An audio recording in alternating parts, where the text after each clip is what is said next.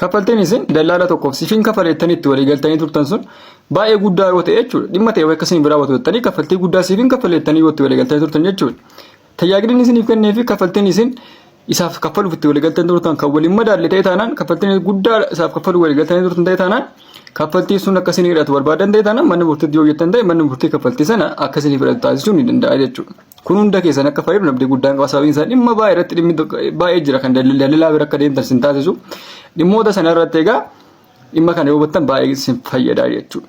Tarii yeroo tokko fakkeenyaan namni tokko mana gurguruu barbaade yoo ta'e tarii manicha gurguruu kan yaade birrii baay'inaan birriin ariitiin isa barbaachisaa sababa ta'eef ta'uu danda'a.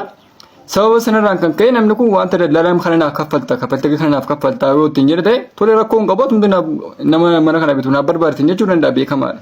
Karaan biraanis jira kan namni tokko ariitiidhaan dhimma isaa ta'e wayii raawwachiifachuuf jecha dhimma baay'ee ariitiidhaan barbaadu akka isaaf xumuramu barbaadu raawwachuuf jecha kaffaltiiwwan daldalaan isa gaafate hunda isaa siif hin kaffalu rakkoo hin qabaatu dhimma kana barbaadu jechuu hin danda'a eenyumtu akkas jechuu hin danda'a isaniin tilmaama.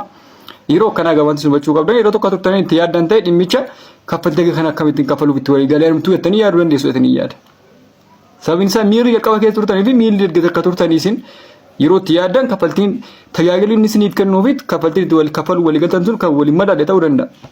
Kanaafuu egaa walumaa galatti hubachuu wanti isin qabdanii kaffaltiin isin daldala tokkoof kaffaluu walii galtan fi tajaajilli inni isiniif kennu wajjin kan waliin madaalle ta'e taanaan tajaajilli isiniif kenne baay'ee xiqqaa ta'e kaffaltii guddaatti kaffaluu walii galtan taanaan mana murtiitti jettan ta'e manni murtii kaffaltii isin kaffaluu walii galtan baay'ee guddaa ta'e taanaan manni murtii kaffaltii guddaa sana isiniif hir'isuudhaaf aangoo qabaachuu manni murtii isiniif hir'isuu ni danda'a jechuudha. Kanaafuu dhimma baay'ee irratti fayyadamuu dandeessu viidiyoo kanaatiin jedhee yaada galatooma.